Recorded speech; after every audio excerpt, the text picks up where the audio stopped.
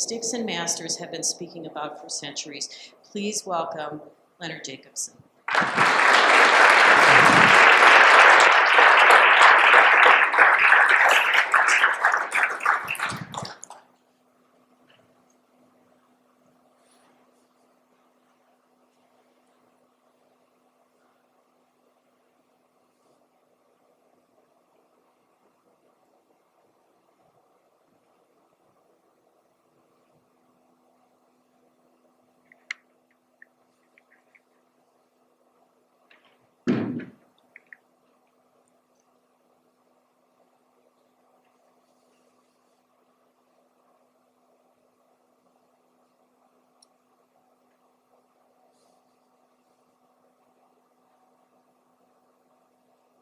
So one thing you should know about me is that I never spend one moment preparing what I'm going to say or thinking about what I'm going to say.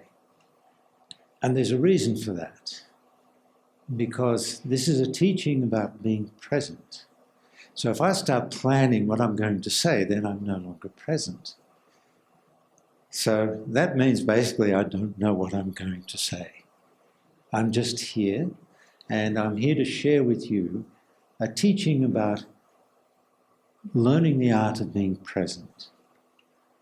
And the good news is it's remarkably simple to be present. It requires no practice. It doesn't even require meditation. It's as simple as gently, very gently bringing yourself present with something that is here in the moment with you. If you can see it in this moment, it means it's here. You're not remembering it, you're not imagining it. It's actually here. And so the moment you bring yourself truly present with something that's here, you can see it, you're present with it.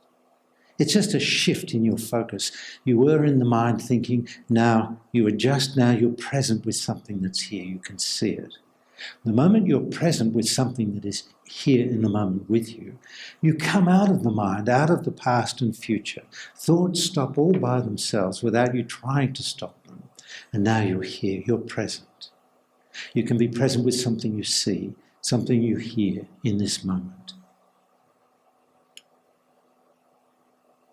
Something you taste, smell, touch, feel.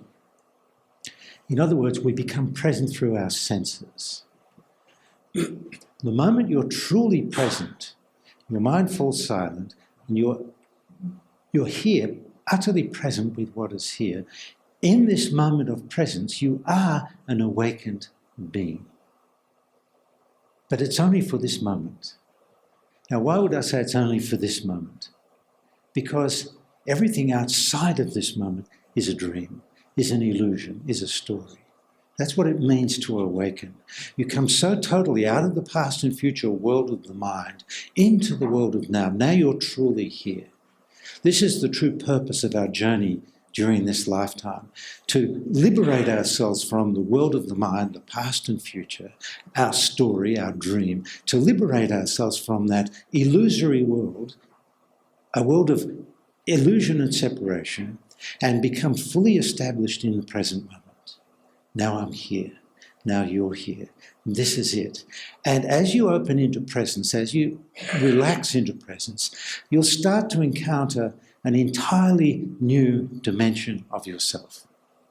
Now, I'm sure many of you have experienced what I'm speaking of yourself directly, but it's good to recognize what it is. It means you're present. In this moment, you are present, you are an awakened being. This is it.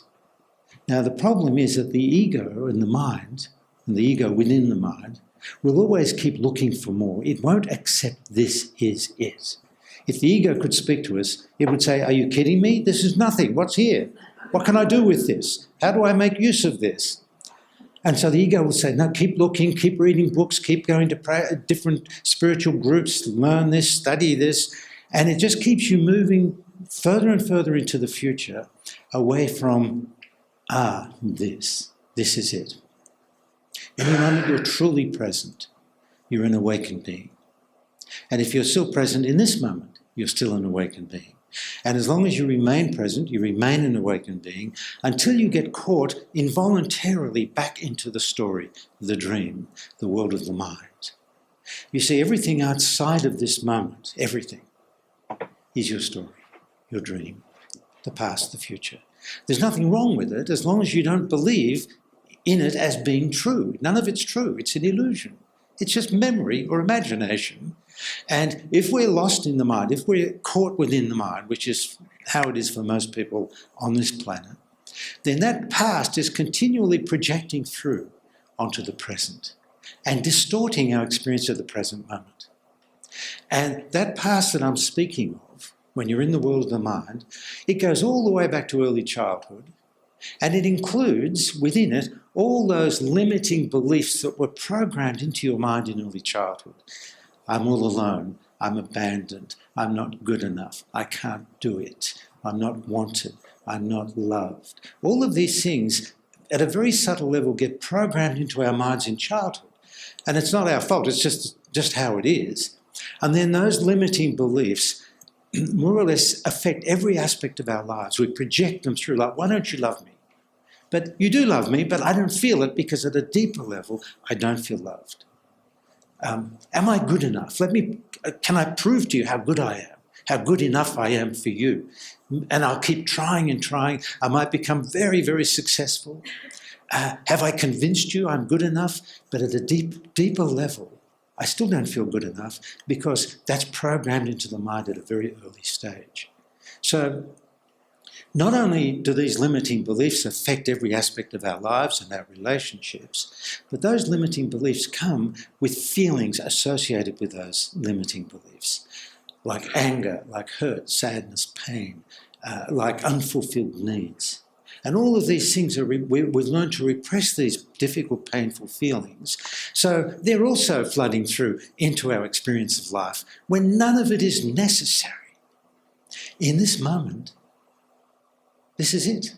No past, no future, no limiting beliefs. If you're truly present.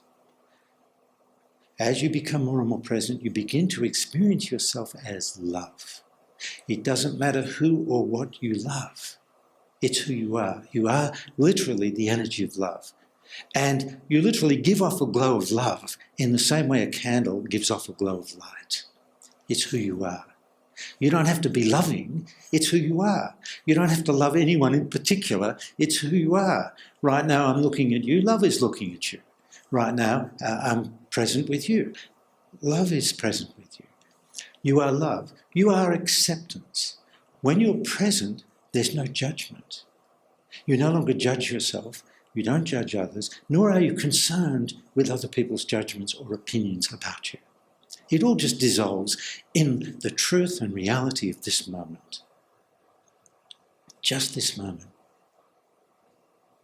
So what it really means is that once we experience the present moment, we know what it feels like. This is it. I get it. I feel it. I'm present. It's so clear. I feel so free, so unencumbered. Once you've experienced it for yourself, then basically every moment for the rest of your life you have a choice. Will you be in the present moment, or will you allow yourself to go further and further into the world of the human thinking mind and become absorbed there and become lost there with all those limiting beliefs and repressed feelings and losing yourself in others? There's so many ways we lose ourselves in others. So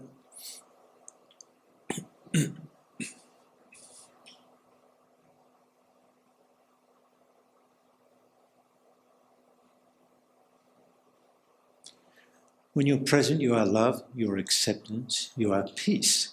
That's probably the most profound feeling that you feel arising out of presence.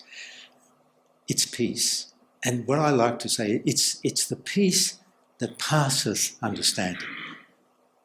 And for me, those words are so significant. It's the peace that passeth understanding. When you've transcended the mind, which is always trying to understand everything. Now you're in the silence. Your mind is silent.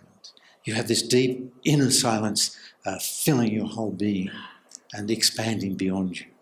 That's who you really are. So you are love, you are acceptance, you are compassion, you are silence. You are awareness itself. You are pure consciousness. At the very deepest level, you are pure consciousness beyond form and beyond content. You can't think about that. It's not possible. If you think about it, you leave it, but you can be it, you can feel it. I am that. Those words have tremendous significance. I am that. I am that silence. I am that. I am. I am that peace. Or if I'm present with a flower or a table or a piano, it doesn't matter. I am that. At the deepest level of presence, it expands beyond you. I am that piano because all sense of separation dissolves. This is who we really are. And from my perspective anyway, this is the whole point in our being here, is to awaken to this dimension of consciousness that reveals the truth of who we are, the truth of love, the truth of life. And at the deeper levels of presence, you might even begin to feel, to sense, to experience, even see the living presence of God in all things present. See, for me, God is real. God is here now. God is this moment revealed. Everything in physical form is the body of God. Bring yourself present with the body of God, meaning anything that's here. It doesn't matter what it is. Everything that's here has a presence. But we can't normally feel that because we're lost in the mind. We're not present. But as you become present, you begin to feel and sense the presence that I'm speaking of, the presence that is in everything. And it's this presence that I'm calling God. And it makes sense of that statement, God is omnipresent. What the heck does that mean? It means God is the silent presence at the very heart of all things present. God is real, God is here now, but we are not. Then where are we? We've become absorbed into the world of the human thinking mind, and we can't stop thinking. We're all completely addicted to thinking.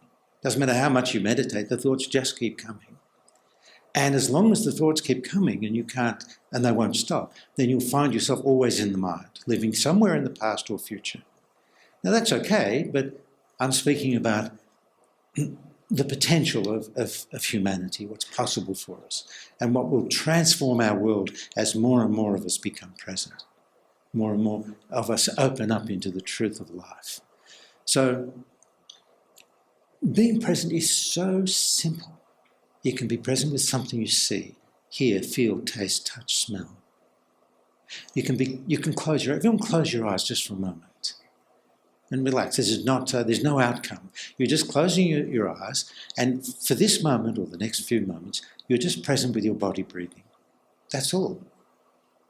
Your body breathes in, your body breathes out. Now, when you go too far into the mind, in a very subtle way, the body feels abandoned by you. But when you're present, aware of the body breathing, the body feels so comforted by that. Oh, good, he's back, she's back, I'm not alone. It's actually really a beautiful feeling for the body when you're present, aware of the body breathing. You can be present with the feeling of your hands touching whatever they're touching. You can be present with the feeling of your feet on the floor, or the chair against your back. You're simply present with what is here. Your eyes are closed. You're present with what is here. Then I can ask you, well, who is present in this moment? Present with what is here. I am. That's the awakened you. The I am that you are. The I am presence.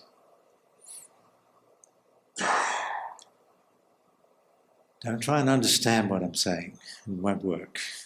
Understanding just keeps you in the mind. But just be present with your body breathing. Or your hands touching whatever they're touching. It's so simple.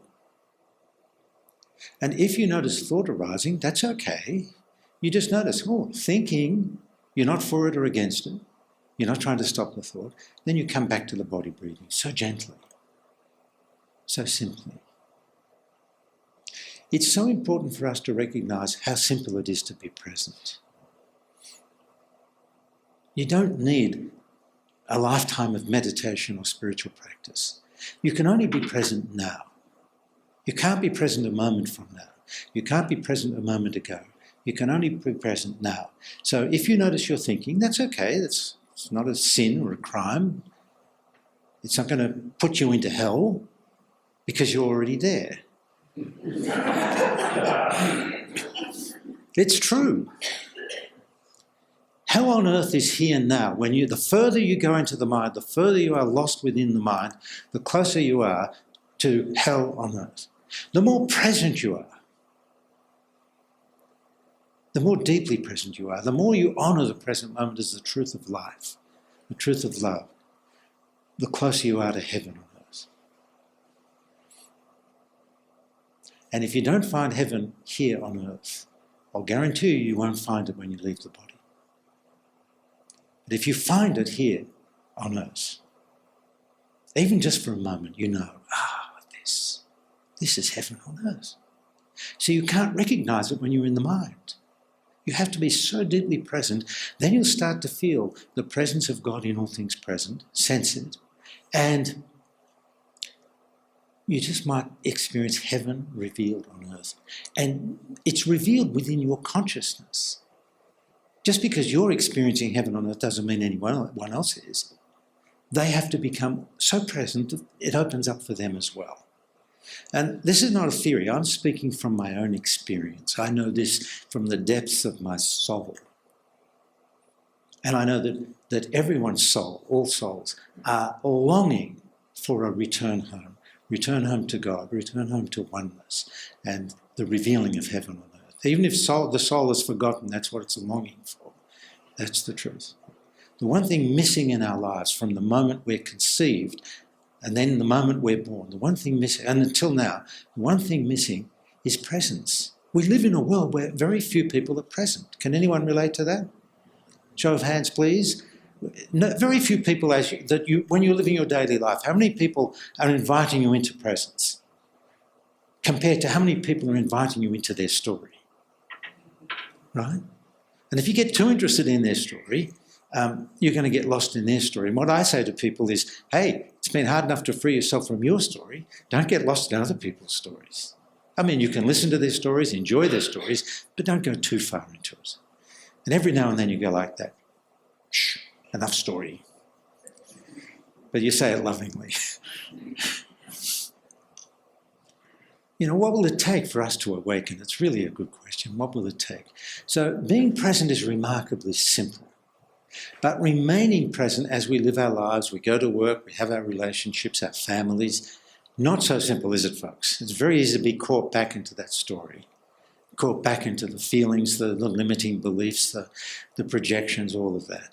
So that's why there are two steps to this teaching. Step one is learning the art of being present, which I'm talking to you about now. Step two is actually a process that occurs over time, and it doesn't matter if it takes the rest of your life, it really doesn't. But step two means that you're taking responsibility for all the ways you're pulled out of the present moment involuntarily. I can't blame you for me being pulled out of presence. What's in me still that is enabling that to happen? Do you get what I'm saying? So we have to take responsibility for ourselves, recognising how we get pulled out of presence, what are the obstacles to being present, what's still unconscious and unhealed within us from within the story. You see, if you have, let's say, a very traumatic experience in your past, maybe in childhood, or at any time since then, and that's unhealed, it's unresolved, and it's in the story, it's like that part of the story will hold you in there, it'll keep you there.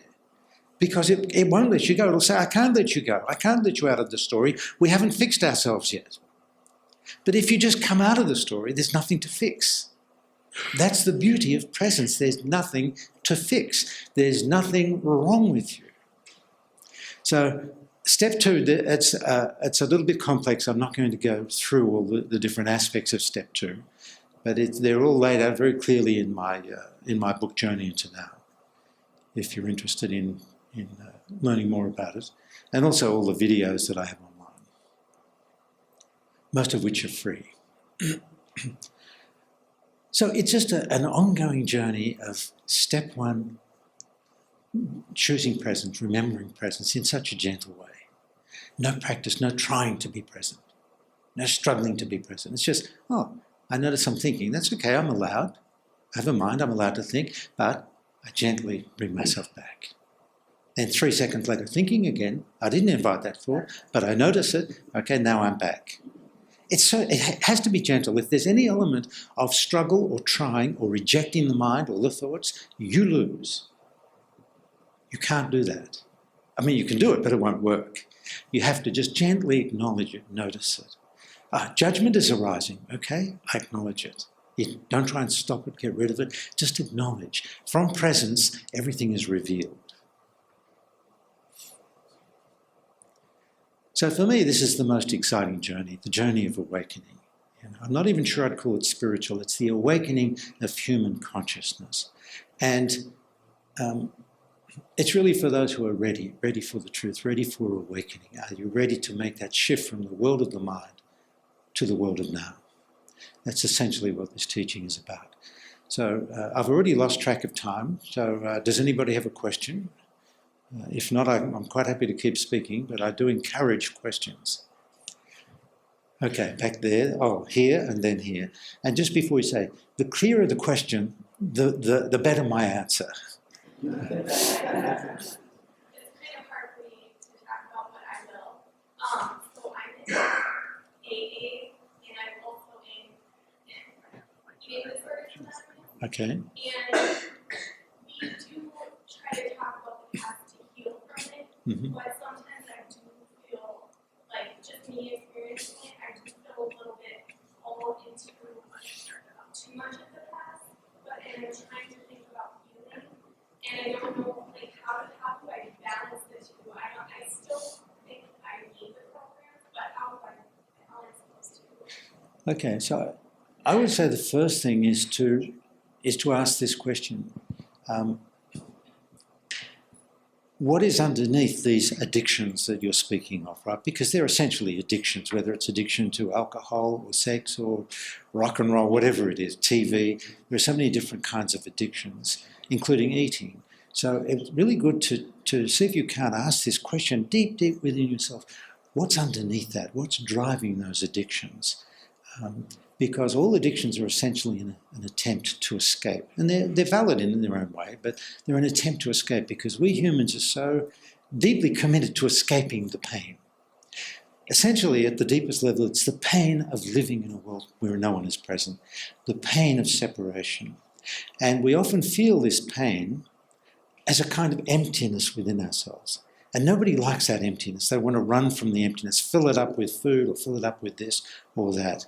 So it's really good to try and identify where it's coming from. What's the deeper level driving, these addictions? And we all have them. So you're not on your own there, I can assure you. So then what I would say, I'd jump to a completely different level. I then deal with the emptiness because we all have a feeling of emptiness within us. And most of us don't like that feeling because it feels separate. And when we're very young, we don't want to feel separate. We don't want to feel like there's no one here for us. It's too painful. No one's here for us in the way we need them to be here. When we were very small, very young children, babies, children, all we really needed was Mama and Papa to be truly present with us, to attend to us. You just move a finger, Mama's there, attending to you. Or a little cry, and Father's there, ready to pick you up. He's picked you up, a little struggle like that, and he knows to put you down. In other words, you're being attended to from present parents. Very few people, including me, had that. And it's really resulted in some very deep, mostly unconscious wounds. I'm all alone, there's no one here, I'm not loved, I'm not wanted, I can't do it. Even if we're not consciously aware of it, they're there. They're not that hard to identify either. So we don't like this feeling of emptiness, so we start to develop all sorts of ways to escape that feeling of emptiness. Does it make sense what I'm saying so far or not? Right. So if you were in one of my retreats, which we can't do now, or a longer event, then I would immediately work with the emptiness within you. And I'd have you first feel into that emptiness, become present with the emptiness, even if it feels a little scary, to feel it. Where is it in your body? And then I would actually start inviting the emptiness to spread right through your body and to go down your legs, up, all over you, but to literally fill your body with that emptiness. And then I would change it from emptiness to full and just say these words: I am full of nothing. I am full of nothingness. What another word for that is, I am full of silence. I am full of peace. Because that emptiness, if we stop running from it, is peaceful. It's a fullness of nothingness. And actually that's very much related to the ultimate goal of the awakening journey. When I am in nothing, God is in everything. That's about as good as it gets. But this is the great irony. As long as we keep running from the emptiness, which almost all of us are doing at an unconscious level, we don't realise we're running from God. Now, I'll make a statement. I'll just say these words because they demonstrate beautifully what I mean. God is everything. We're all very happy to accept that. God is everything. God is nothing. And beyond everything and nothing, you see there's a duality. Beyond everything and nothing, God is and I am. End of journey. End of story. That's the thing we missed at the very beginning of our soul journey, at the very beginning of time. That first movement into duality, we thought it was a movement from oneness into separation. And that was our mistake. We judged the separation because we felt separate from God. We couldn't feel God in God's form as nothing. Does anyone get what I'm saying? God's form is nothing. We couldn't feel it. It felt empty. It felt, where's God? Have I been abandoned, kicked out? And that's what it felt like. We judged it. The moment we judged what we thought was separation from God, we locked ourselves into the separation. And the judgment has kept us imprisoned ever since. So we have to start relaxing. We have to find our way into that emptiness, let it fill us, then switch it to, I am full of nothing. And you'll be amazed by how that feels. You'll be filled with the presence of God. And I can guarantee you, I can tell you where God is. God is the silent presence in all things present, including you. At the very centre of your being, that's where God is. At the very heart of silence within you, that's where God is. And that's what we've all been running from. It's at the deepest level, the pain we're all seeking to escape is the pain of living in a world where no one is present, where we feel the separation and it feels painful, it feels empty, we want to run from it and fill it up. Does this make sense to anybody? Please raise your hands, please. Okay. So, it's such a beautiful thing if you can go beyond believing in God into the direct experience of God. Again, in my retreats, I do a very simple meditation called the God meditation, where pretty much most of the people in the group would have a profound and deep and immediate experience of God, not believing in God. See, from my perspective, and I can alienate a lot of people with this next statement, to believe in God is an obstacle to knowing God. But most people would want to kill me for that statement. Not here, I don't mean in this room, but you know what I'm talking about, right? If I made that statement in certain churches, they'd probably call me the Antichrist or something, I don't know. But I wouldn't be popular.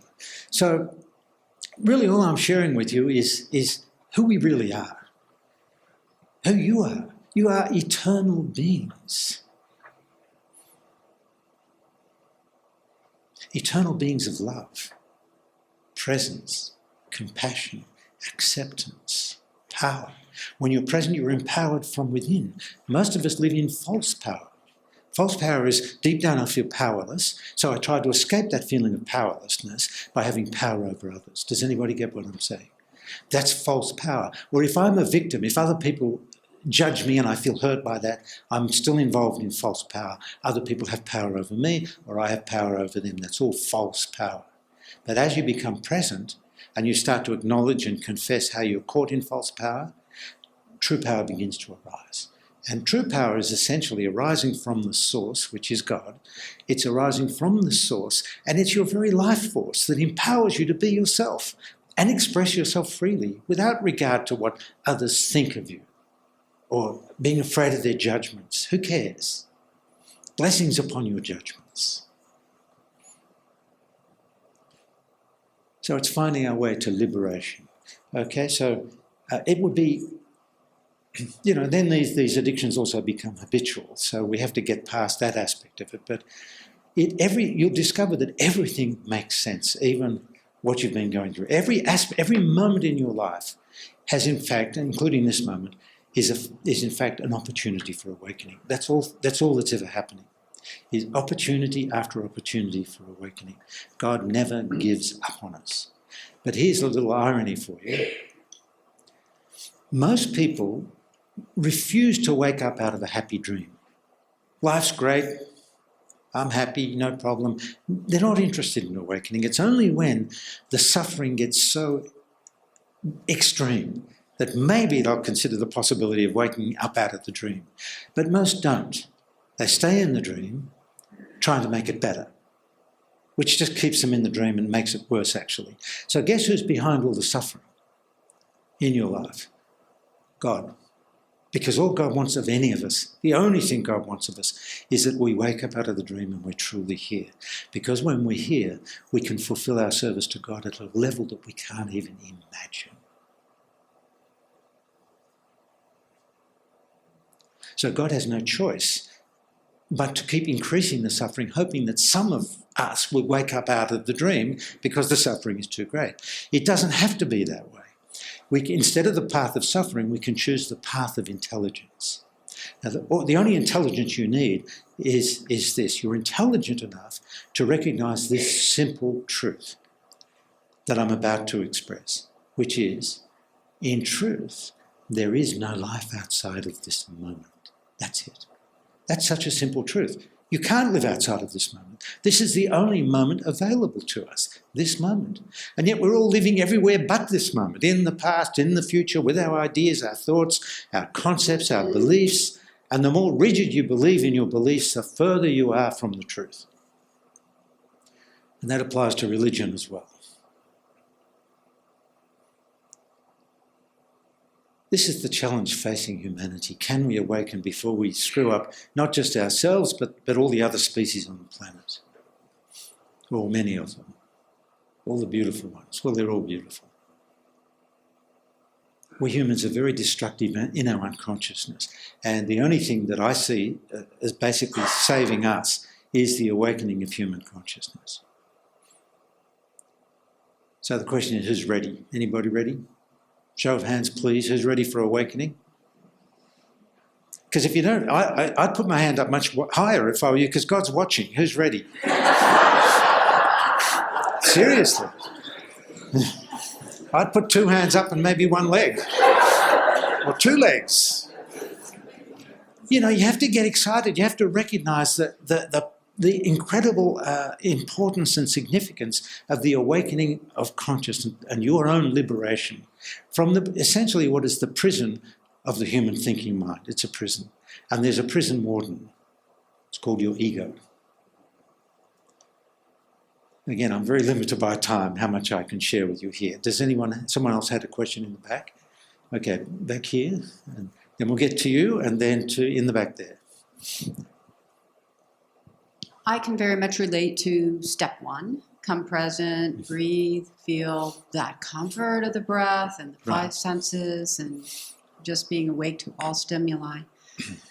What do you suggest for those who are uncomfortable in their bodies, that sensation brings them pain? So it's almost like they find that hell as soon as they try to come present. I expect that that's an experience some people need to work on and have some guidance Absolutely. with.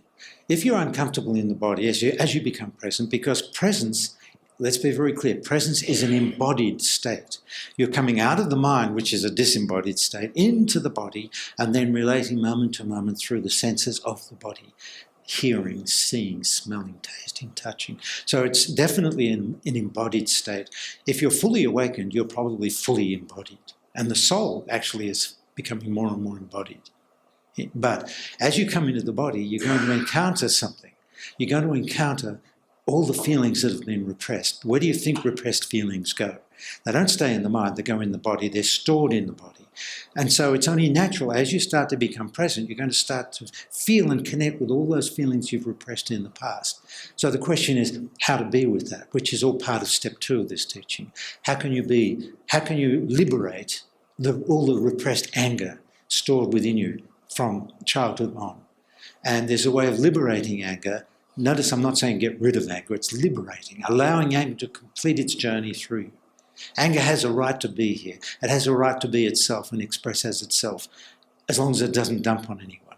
So there's a way, part of step 2, there's a way where you can quite easily start that process of liberating the repressed anger. Underneath the anger is the hurt, the sadness, the pain. That's much easier. Just have a good little cry. But presence is so important, an important part of this, because with presence, you can allow the feelings to surface. You can feel them, be present with them, allow them to express. But because you're sufficiently present, you don't get involved in the story woven into the feeling.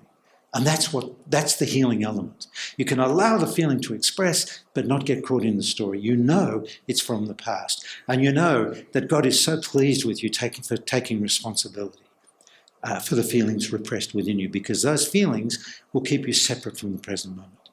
Underneath the hurt, anger, sadness are the unfulfilled needs. All the needs that were never met. The need to be loved. Most of us are still looking for love, but we don't even let anyone know that we're looking for love. We don't actually say, hey, I'm desperate, please love me. It would actually be much healthier. But we keep it our secret, right? It's our secret. And people are supposed to know. And then when they don't respond the way we want, we feel angry, resentful, and fuck you. And then I hate you. I hate you for not loving me. And that's supposed to bring the love to us, but it doesn't. So, the needs that have not been fulfilled from the very beginning. I need to feel accepted. I need to feel included. I need to feel loved. I need to feel good enough. I need to feel wanted. Now, of course, you have to go through those needs and those feelings to get through those needs and feelings into the present moment. Because when you're present, if I am present, I am love. If you are present, you are love. So if I'm present, why do I need you to love me? If you're present and you are love, why do you need me to love you? It just all dissolves. And then you begin to live more as a loving being. You look out and you feel love. You can't help it.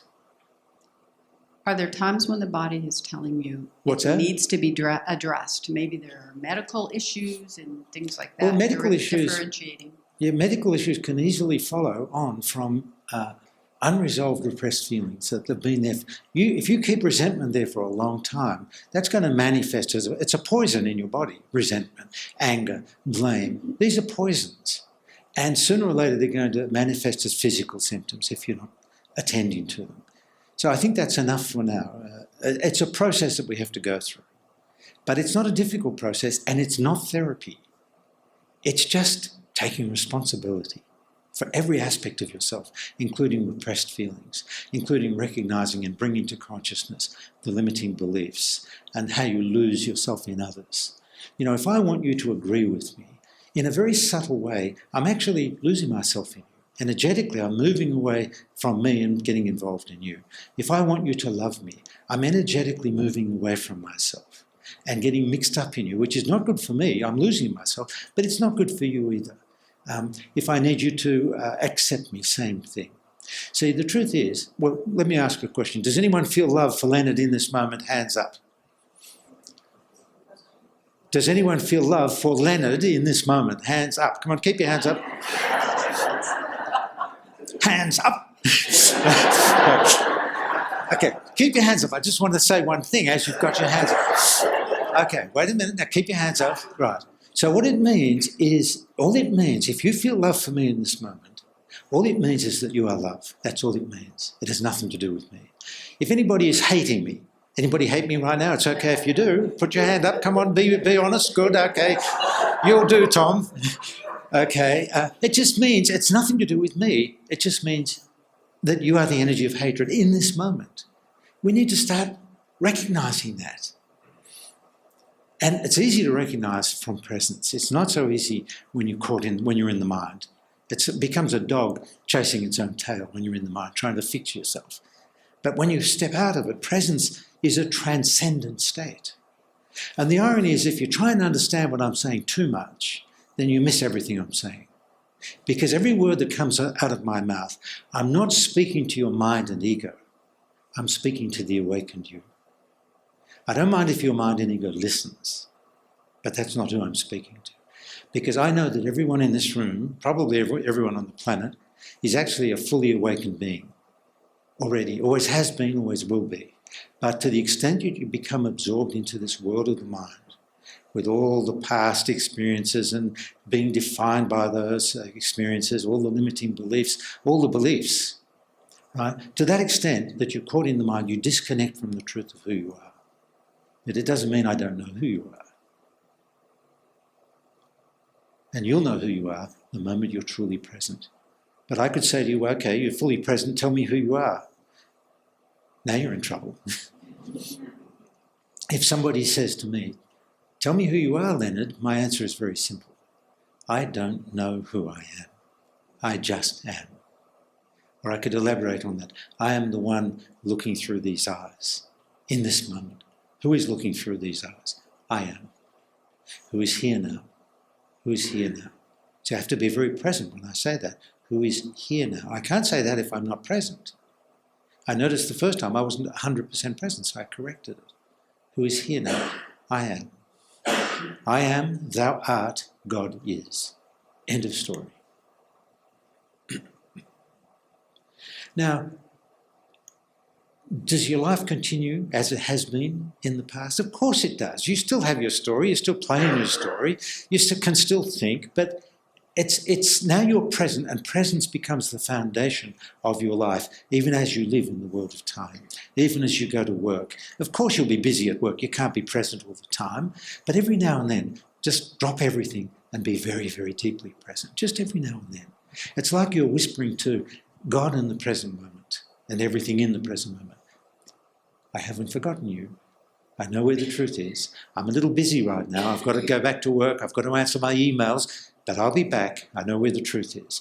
It's like you're sharing a secret with the present moment. You're sharing the secret that you know. You know. What do you know? I know where the truth is. It is here with you in this moment. The mind is silent. This is it. Now, you don't have to stay at this deep level of presence, but the more grounded you become in presence, the more you can play in the world of time without losing yourself in the world of time, without getting absorbed back into that world where the ego is running the show. Any other questions? We had one over here, and then we'll go to the back. Is anyone enjoying themselves? Hands up, please. Good. Waking up, you're supposed to enjoy yourself. It's not serious. It's kind of funny. We're all eternal beings pretending to be lost. Yes. Leonard, relationships.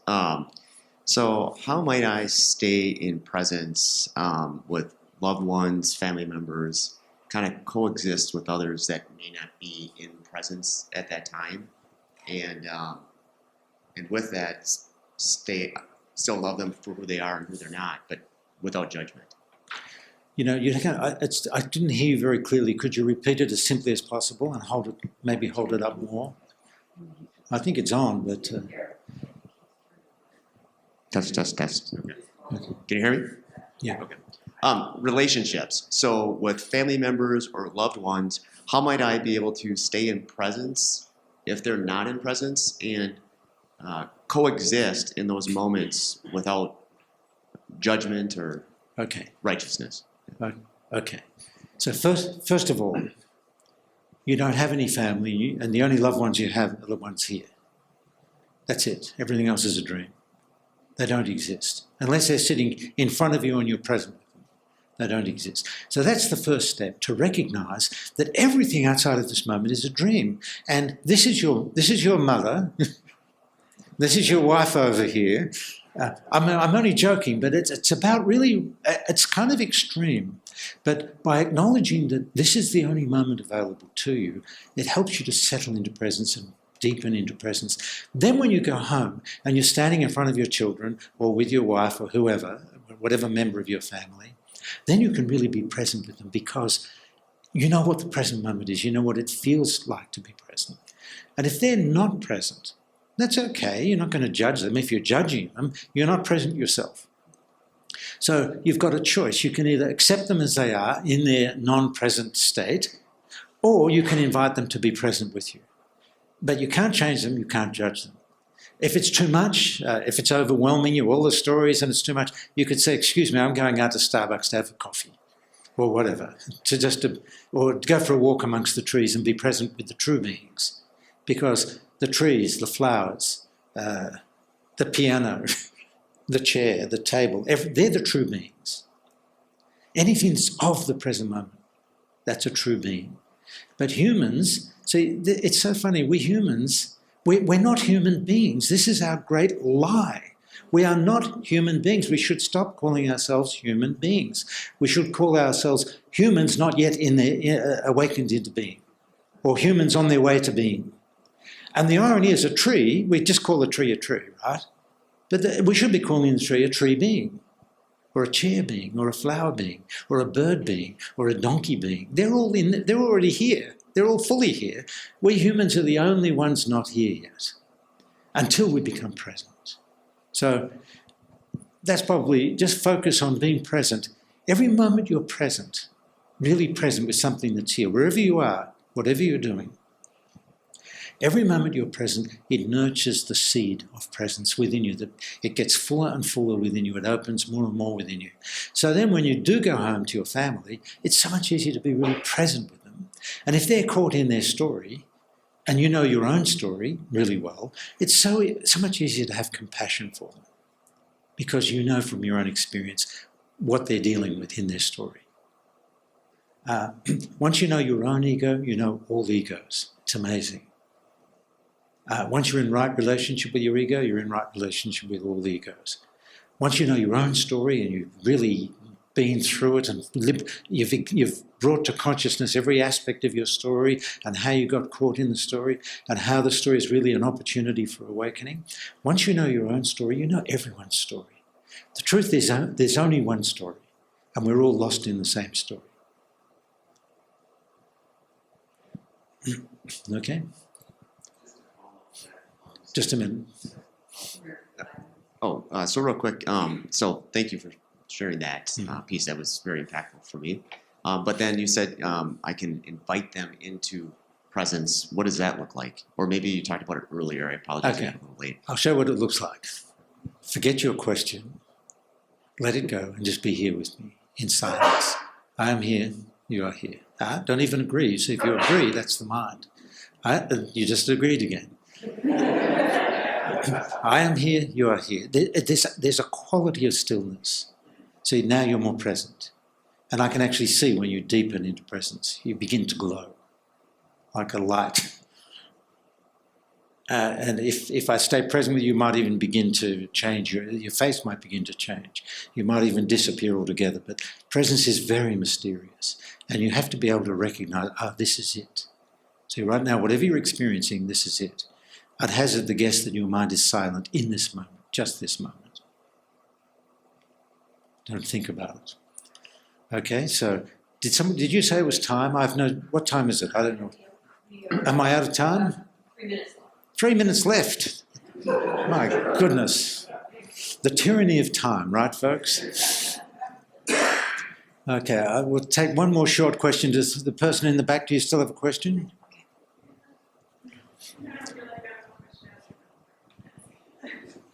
Very short, clear question, and I'll give you a 2-sentence answer. All right. How do you feel about the idea of like intention setting? Is that living in the future? You know, that you're creating your own reality and you can set your intentions for your own future? Very good question. But I don't have time to answer it.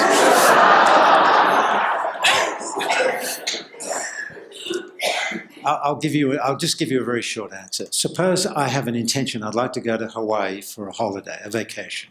So I'm setting the intention. I'm planning my future, right? So in that process, I'm using my mind. Of course I am.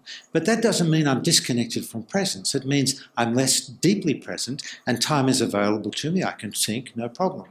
So I can say, okay, I'm setting the intention to go to Hawaii. I can even take note of all the steps I need to do on my way to Hawaii. In other words, at some point I have to book a hotel and a flight. Another point, I have to think about what clothes I'll take. So I can plan all those steps, I can take all those steps, but in between, when I don't need to be undergoing one of those steps, then I'm present, no problem. And I'm present enough that I don't disconnect even when I use my mind, when I plan, when I think. Just to be clear, presence exists on a vertical axis. You can become more and more deeply present, finally attuned to presence. So at this level, I'm present, but time is available to me. My story is available. I can plan the story, I can plan, I can remember, I can think, no problem. And my thinking is going to be clearer and more conscious. So that's no problem there. But if I become more and more present, more deeply present, more finely attuned to presence, there's a point here on this vertical axis where any deeper into presence, time has disappeared. Now I can't plan my future. Now I'm in the oneness. There's no me from the past or future. At this deep level, that's when I begin to experience the presence of God, heaven on earth, at the very deepest levels.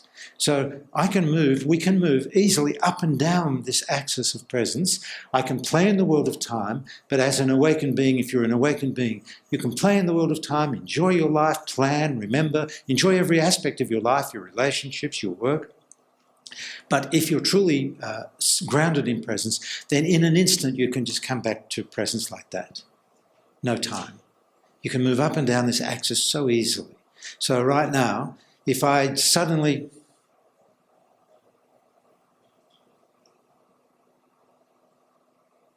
just silence.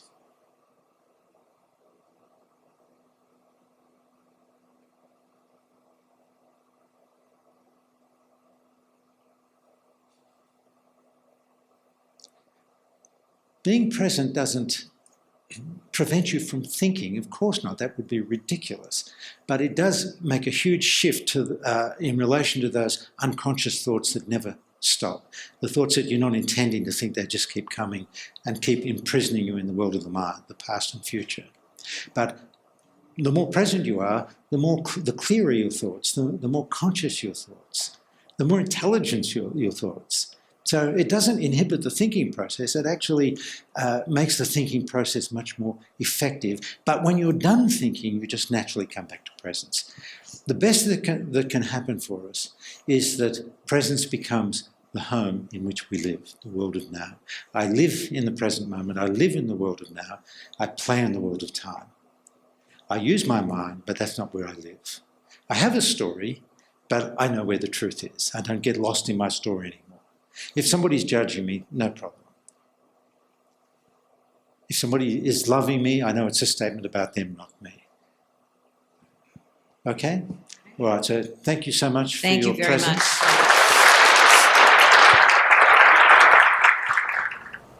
So it is a blessing to be standing here together in this circle. And to be present is such a deep, deep form of prayer. So just have a sense of being present with your body breathing. Your eyes can be open. And be present with whoever's opposite you in the circle. It doesn't have to be one person, it can be several, but just be present with someone opposite you. Doesn't matter if they're looking at you, you can be present with them. And also be present with the space in the centre of the circle.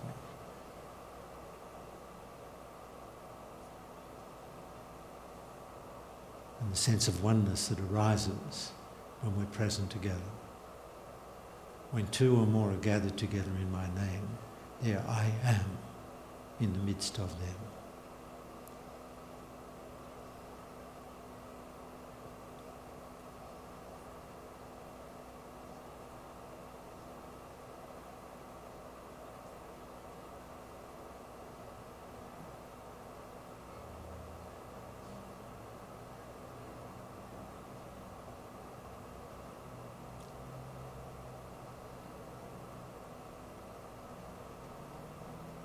present, you are love, you are acceptance, you are compassion. You are without judgment, and you live in the realization of oneness. As the illusion of separation dissolves, we are one. God is one. Oneness. I am that. Thou art that.